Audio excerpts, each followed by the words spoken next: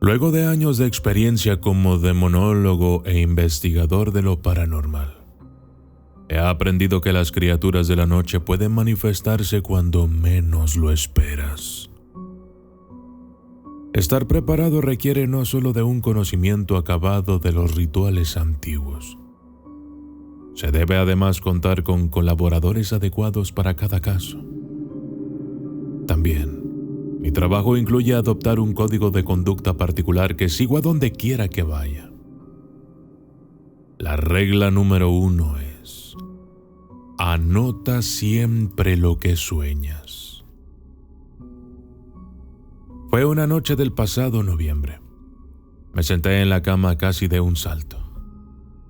Una pesadilla, sin dudas. Tomé el cuaderno que dejo al costado sobre la mesa de luz. Un bolígrafo está sujeto con un hilo para encontrarlo rápido. El tiempo es crucial cuando estás entre dormido y despierto.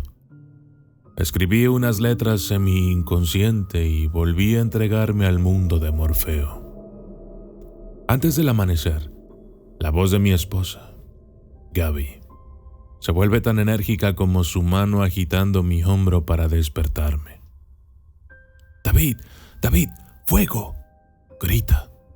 Me levanto rápido, pero tardo unos segundos en darme cuenta que aún es de noche. Que ya es sábado y que estamos en un hotel fuera del país, cuya ubicación voy a reservarme para cuidarlos. Muchos de mis seguidores intentan imitarme y eso nunca es bueno cuando se trata de lidiar contra las fuerzas de la oscuridad. Habíamos viajado hasta allí para una investigación. En el pasillo lleno de humo encontramos al padre Laurent, saliendo de su cuarto, un joven sacerdote que aceptó ser mi colaborador en esta misión. Llevamos ya 6 años trabajando juntos. Eso nos da una ventaja. Nos entendemos con la mirada. Somos bastante diferentes, pero nos complementamos. A mí me gusta profundizar en las conversaciones, enseñar y aprender. El sacerdote es en extremo impaciente. Diría que apenas saluda a las personas y ya se está remangando para bendecir y salir rápido de allí. El incendio se había ocasionado 5 pisos arriba de nuestras habitaciones. Los bomberos tardaron 40 minutos en controlarlo. Parados en la calle de enfrente, bien a resguardo tras la línea de seguridad que habían colocado. Gaby me pregunta por las pesadillas. Te movías y quejabas todo el tiempo. Casi no pude dormir. ¿Qué soñaste?, dijo. Tuve que esforzarme para hacer memoria y responder. Niños, muchos niños y niñas, mutilados, todos lastimados, contesté.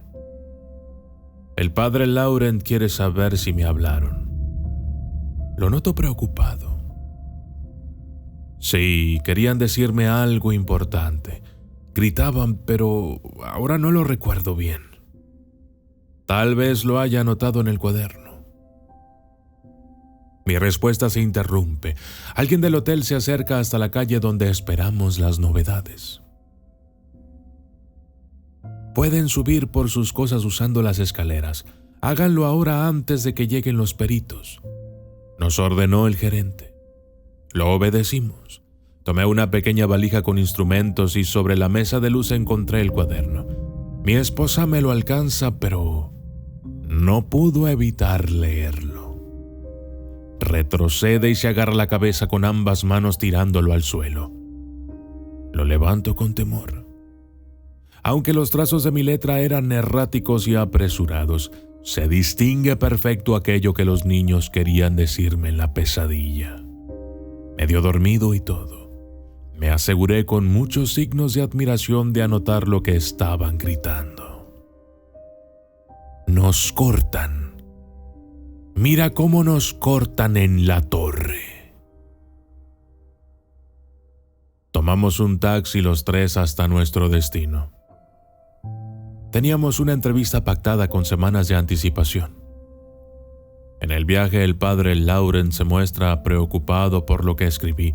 Me pregunta si pienso que estamos ante un caso de Torre del Diablo. No lo sé. Podríamos preguntarle cuando la veamos. Contesté haciendo referencia a nuestra misión.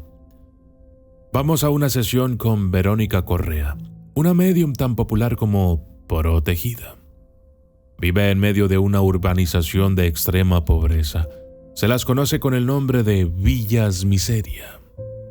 Entrar no es sencillo. Es un barrio peligroso. El taxi nos deja a 3 cuadras. Se niega a acercarse más. Caminamos hasta la entrada, donde Analía, una de mis más fieles seguidoras, nos espera. Ella hizo todos los arreglos, por cierto. Creció en esa villa y conoce bien cómo hacernos ingresar. En 10 minutos una camioneta nos busca. El chofer saluda a Analía y nos invita a pasar. Emprendemos el camino sinuoso entre las calles angostas atestadas de gente que tienen que apretarse contra las paredes para que podamos transitar. Casi bajo una autopista elevada que pasa sobre nuestras cabezas está el galpón donde bajamos. Hay un letrero que dice: Vero Correa, un alimento. 20 personas esperan con paquetes de arroz o fideos en las manos. Es el precio que cobra la medium por atenderlos. Los dejan sobre una mesa larga y se ponen en fila.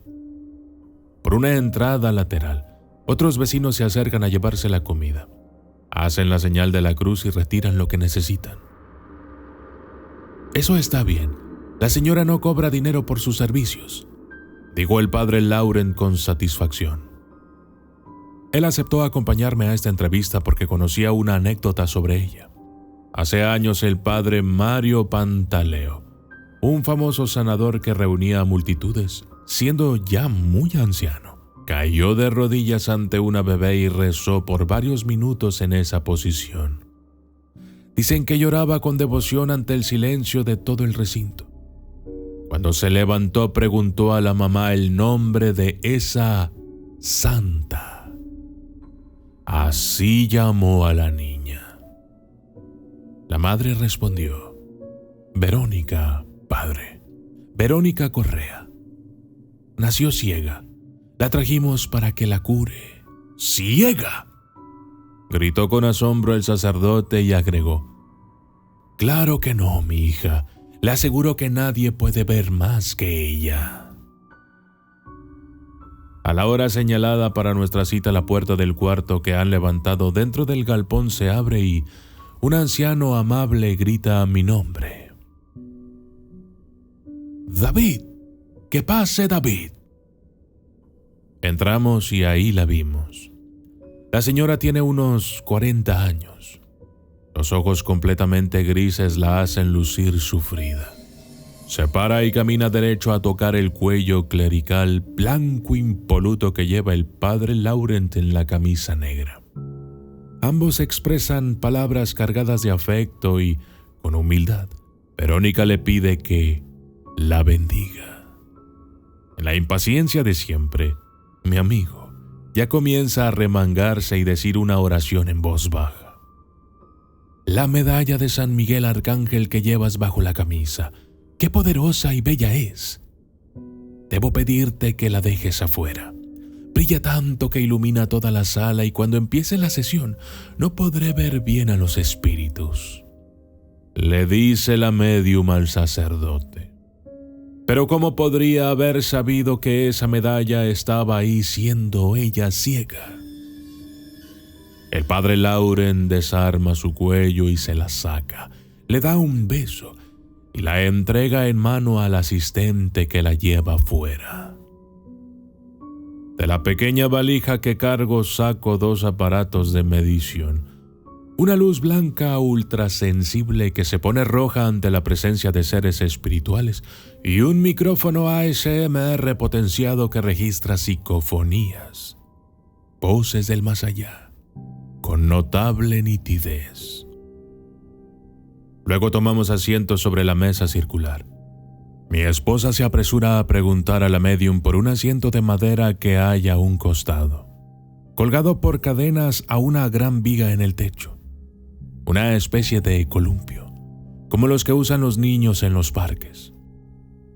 Verónica le responde: mi apostolado en esta villa consiste, en mayor medida, en conectar a los muertos con sus familiares para un último adiós. Muchos de ellos son ladrones, jóvenes, muy jóvenes, que han muerto por disparos de la policía o las pandillas. Aparecen cuando los llamo. Sin embargo, este columpio da mejores resultados que yo, de verdad. ¿Quién puede resistirse a un columpio?, agrega riendo. La médium apoya sus brazos en la mesa, reza en susurros, le sonríe al padre Laurent y a Gaby. Finalmente Verónica fija sus ciegos ojos grises en mí y toda simpatía se le borra de la cara. No viniste solo, dice acongojada. El columpio empieza a subir y bajar, descontrolado.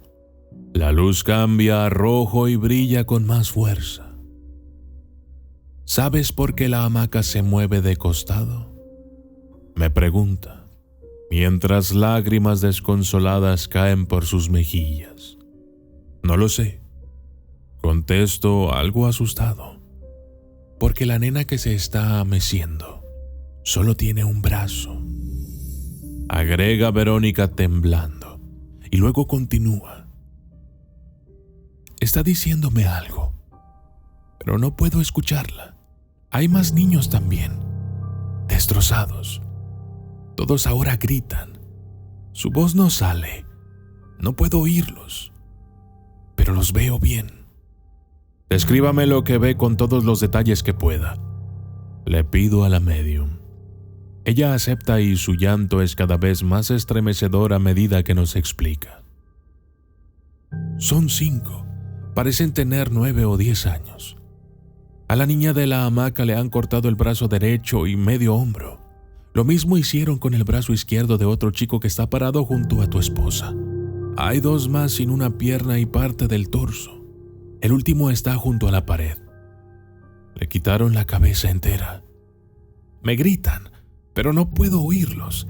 Me hacen señas. Creo que tratan de explicarme que sus cuerpos están en algún lugar alto. Los veo empapados. Todos apuntan con sus dedos hacia arriba. Alto, bien alto. Los dedos bien hacia arriba. Todos menos el que acaba de aparecer. ¡Ah! Lo mataron hoy. No está mojado como los demás. Está quemado, con los ojos derretidos. ¡Hablen! ¿Quién les hizo esto, niños? No puedo oírlos. ¿Dónde están sus cuerpos? No puedo oírlos. ¡No puedo oírlos!, gritó Verónica antes de perder el conocimiento extenuada. El anciano que la asiste ingresa para ayudarla.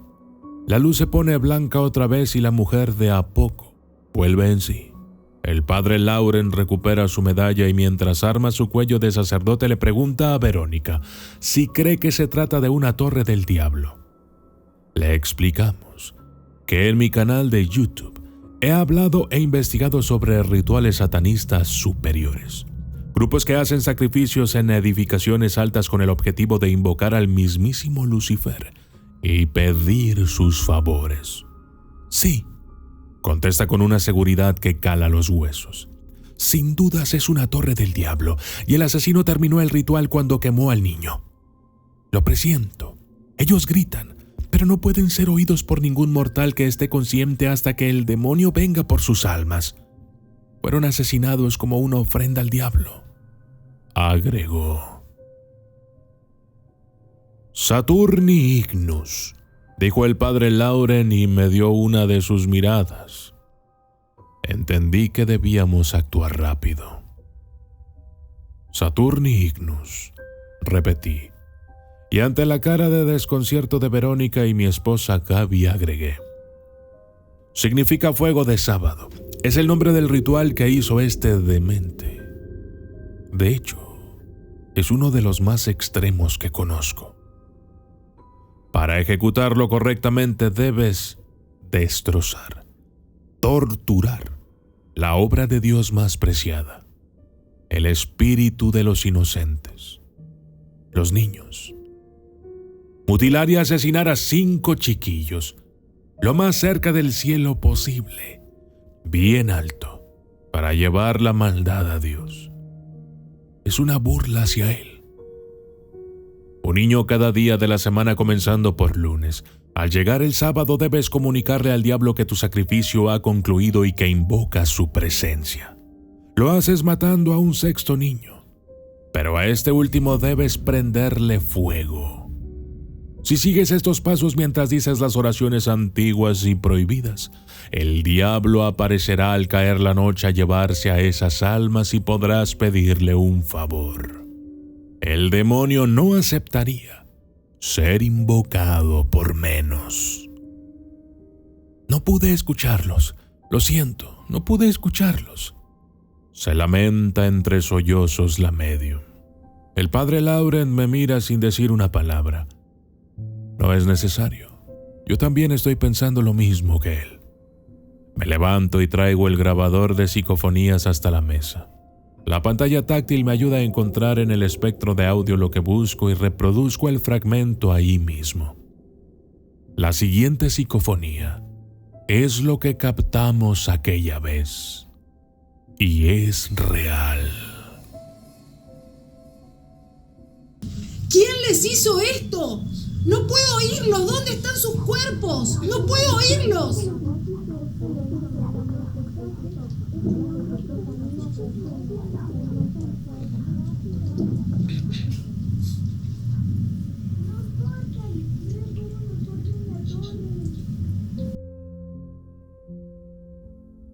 Gaby pega un alarido estremecedor al escuchar sus voces. Tratamos de calmarla entre todos, pero a decir verdad, el miedo heló nuestra sangre también. ¿Se dieron cuenta de que nunca dijeron dónde estaban?, dijo mi esposa entre sollozos.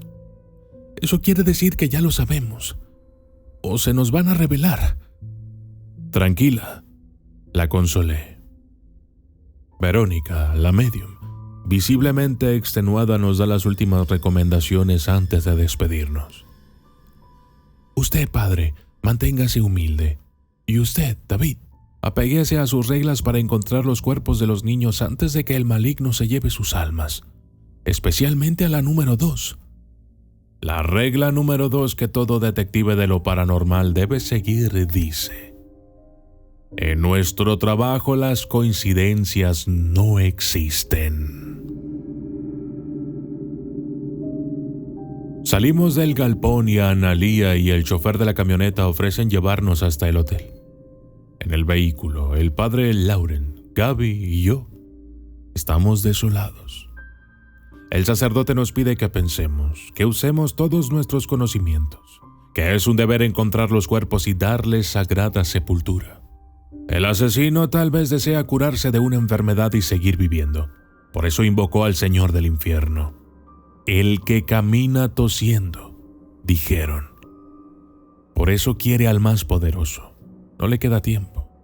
Está muriendo. Dije soltando lo primero que me venía a la mente.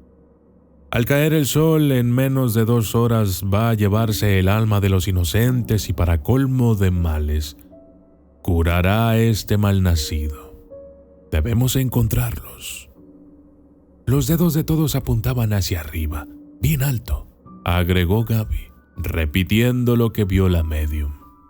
Tenemos que hallar esos cuerpos. Estoy seguro que puedo bendecirlos y salvarlos del perverso, dice el padre Laurent. Analía, que está en el asiento de adelante, gira su cabeza hacia nosotros sonriendo y me pide sacarse una foto. Le contesto amablemente que al llegar al hotel lo haremos. Salimos al fin del intrincado trazado de calles angostas de la villa. ¿A qué hotel los llevamos?, pregunta nuestra guía. Al Colonial. Estamos alojados allí, contesta el sacerdote. En ese instante, Analía y el chofer apuntan el dedo hacia arriba y gritan con voz aniñada: «Colonial, el más alto de la ciudad». Nos miramos sorprendidos. Nuestro código de conducta, la regla número 2. Esto no puede ser una coincidencia. ¿Por qué apuntaron hacia arriba con los dedos y dijeron eso?, pregunté agitado. Porque así decía una niña en la publicidad famosa de ese hotel. Todos la conocen. Hablaba primero un locutor, pero después aparecía una nena interrumpiendo y señalando desde la calle la punta de la torre. Tenía 2 colitas y la voz chillona. Súper simpática. Contesta Analía e imita la publicidad otra vez. Un hotel a todo lujo, único, espectacular. Lo eligen los grandes y los chicos. Colonial, el más alto de la ciudad. ¿Quién reservó el hotel?, pregunta mi esposa. Fui yo, dijo el padre Laurent y agregó: lo elegí porque tiene buenos servicios y está a la vuelta de la Catedral de San Miguel Arcángel. Quería visitarla. Gaby revisa el celular a toda prisa. Se tapa la boca con una mano cuando encuentra una fotografía del Hotel Colonial. Ve que hay 2 turistas en la terraza disfrutando de las vistas elevadas. Todo normal, hasta que ve que en un costado hay 3 tanques de agua. Nos muestra la imagen. Cada uno de los 3 tenía un cartel: tanque de agua 1, tanque de agua 2. Y el tercero dice: auxiliar. Pero la letra R final está tapada por una mancha de pintura. Solo puede leerse la palabra auxilia. Al llegar a la puerta despedimos a Analía y al chofer con tanta prisa que la pobre se quedó con el teléfono en la mano sin poder hacerse una foto conmigo. El gerente nos detiene en el lobby del hotel. Nos impide el paso hacia los ascensores con cara desencajada. Pueden irse a sus habitaciones por las escaleras. Los ascensores son para el personal médico y los bomberos que están bajando el cadáver del nene que murió en el incendio de esta mañana en uno de los cuartos del señor Enrique Bremer. Por cierto, agregó acercándose a nosotros como para contarnos un secreto. Si ven a un joven bien vestido con una mascarilla de oxígeno, den aviso a la gerencia o a la policía. El ricachón ese alquiló los últimos 3 pisos para él solo hace una semana, y la policía cree que por el ascensor privado que le dimos, metió al nene al hotel y le prendió fuego. Pero no podemos encontrarlo por ningún lado, y quieren arrestarlo. Concluyó el hombre y nos permitió acceder por las escaleras. ¿Ese señor Bremer tose mucho?, preguntó Gaby. Todo el tiempo. Está muy enfermo, respondió el gerente. Subimos sin hablarnos prácticamente.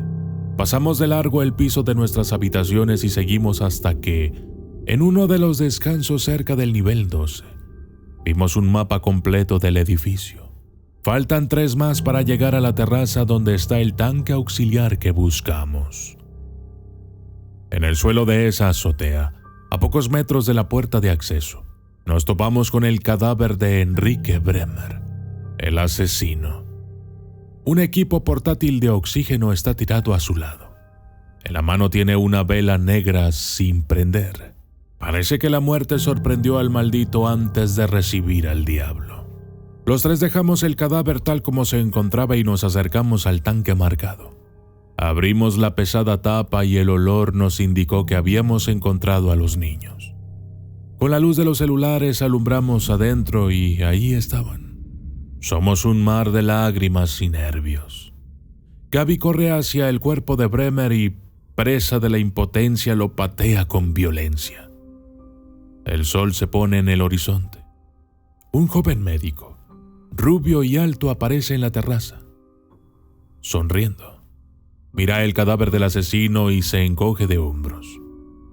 El padre Laurent se acerca y le pide que nos ayude a sacar los cuerpos de los niños del tanque. Le tiende la mano para saludarlo. ¡No!, grita el doctor con voz espectral. y sin siquiera mirar al sacerdote nos dice: que el hombre santo no se me acerque. Nos quedamos helados. Con asombrosa frialdad, Gaby lo increpa: dinos tu verdadero nombre. Ustedes los humanos son increíbles, tan insignificantes. Nunca voy a entender por qué él los prefiere, dijo levantando la vista al cielo. El padre Laurent me mira. Conozco esa mirada mientras se arremanga. Sé que va a intentar bendecir el agua del tanque donde los niños yacen destrozados. Debo darle tiempo, entretener al maligno. Tú, maldito endemoniado, si eres tan poderoso como dices, ¿por qué no mataste a los niños tú mismo? Le dije fuerte mientras cubro a Gaby con mi cuerpo. ¿Cuál es la gracia en aplastar a una cucaracha? Ninguna. Lo importante es que tu Dios vea lo que los hombres son capaces de hacerse unos a otros, contestó con una media sonrisa en los labios. Mientras veía con indiferencia cómo el sacerdote se acercaba al tanque, agregó: patéticas criaturas, miren a este imbécil, dijo señalando al asesino. Este que hizo el ritual completo para invocarme. Robó niños, los mutiló diciendo las oraciones para que hoy pueda llevarme sus almas. Todo para pedirme más tiempo y disfrutar su vida de millonario. Pero minutos antes de que yo llegara, el que está en los cielos lo deja morir de cáncer, tosiendo y arrastrándose como el gusano que es. Tanto asesinato para nada. Si ese que llamas Dios sería tan bueno, lo hubiera matado la semana pasada y los niños estarían sanos y felices. Luego ustedes dicen que el malvado soy yo. Se carcajeaba el maldito. Ya debes tener el alma del asesino en el infierno. Deja a los niños en paz. Le grité viendo de reojo que el padre Laurent estaba terminando el ritual. No, los niños son míos, gritó el diablo y agregó con un tono sarcástico: ¿piensas que no puedo ver al sacerdote bendiciendo el agua? Me dan risa. Créanme, la carcajada de este desgraciado demonio no es nada graciosa. Con solo un movimiento de su mano, salí volando hacia la cornisa de la terraza y quedé inmóvil allí, casi al borde de la muerte. Padre, usted no tiene el poder para derrotarme. No puede impedir lo que va a pasar. Le diré ahora mismo el trato que vamos a hacer. Usted va a quitarse su ropa de sacerdote y se va a arrodillar ante mí. A cambio de ese pequeño detalle, le perdonaré la vida a los tres y me iré solo con el alma de los niños.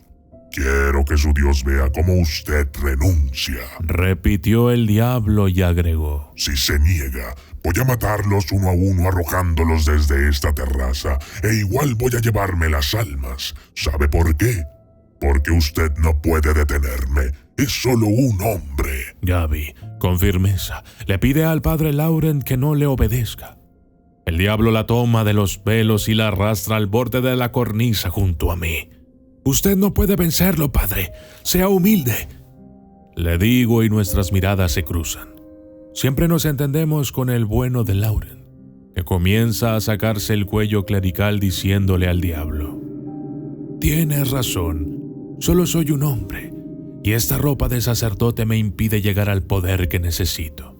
Debo ser humilde, dijo el padre abriéndose la camisa para facilitar sus planes. Y así, antes de que el diablo pudiera mostrar satisfacción, en un movimiento rápido, Laurent rompió la cadenita de un tirón y arrojó la medalla del arcángel Miguel al agua en medio de los cuerpos. Al instante en que la fina plata ingresó al tanque, la furia del adversario reveló que había sido derrotado. Se incendió por completo, levantando la temperatura del lugar hasta casi quemarnos, y sin siquiera dirigirnos la palabra desapareció. Debo confesar que nos abrazamos un buen rato antes de llamar a las autoridades. ¿Habíamos evitado que se lleve el alma de los inocentes? Los tres pensábamos que sí. Repasábamos durante toda la noche todo una y otra vez. Lo cierto es que teníamos la extraña buena sensación del deber cumplido. Pero ¿cómo podíamos estar seguros? A la mañana siguiente nos fuimos sin dormir a la Catedral de San Miguel Arcángel. Agradecimos con devoción, deseando de corazón que esas almitas estuvieran en los cielos. Analía, mi fiel seguidora, llegó también a la iglesia y se ofreció a llevarnos hasta el aeropuerto. Pero antes, ¿por qué no nos sacamos la foto que me debes?, me pidió con una mezcla de ternura y reproche. Claro, hagámoslo aquí mismo, le respondí. Le dio su celular a una mujer que se ofreció a sacarla y todos reímos para la foto. Al aterrizar en casa, me ingresa un mensaje de Analía. Me ha enviado la foto. Lloro cuando la veo y se la muestro a Gaby y al padre Laurent. En la imagen, estamos los 4 sonrientes. La majestuosa estatua de mármol de San Miguel Arcángel detrás le da un marco de gloria. Sus imponentes alas abiertas van de punta a punta de la fotografía. Bajo ellas, bien enfocados, se puede ver con increíble claridad a los 6 niños sonriendo, brillando. Nos saludan con sus manitas. Quisiera poder terminar aquí, con un final tan ameno a nuestros corazones. Pero no voy a mentirles, no a ustedes, mis fieles seguidores. El demonio desapareció de aquella terraza sin decir una palabra, evidenciando una muestra de vergüenza por verse derrotado y desprecio absoluto por la raza humana. Pero no va a quedarse de brazos cruzados ante nuestra victoria. Ayer, mientras dormía, la poderosa Verónica Correa me contactó en sueños. Me tomó de las manos y compartió una visión conmigo. Demonios de todas jerarquías torturaban un alma de forma espantosa. La cargaban de ira y desesperación. Luego aparecía el diablo y la condenaba a vagar por el mundo, teniendo siempre sed y hambre. Le ordenó: en cada lugar que tu miserable existencia visite, debes elegir una casa. Asegúrate que sean creyentes, y al caer la noche te asomarás por las ventanas pidiendo un trozo de pan y agua. Con voz de trueno le impuso: si no se apiadan de ti, volverás mientras duerman, y le robarás uno de sus hijos arrastrándolo de los pies hasta el infierno.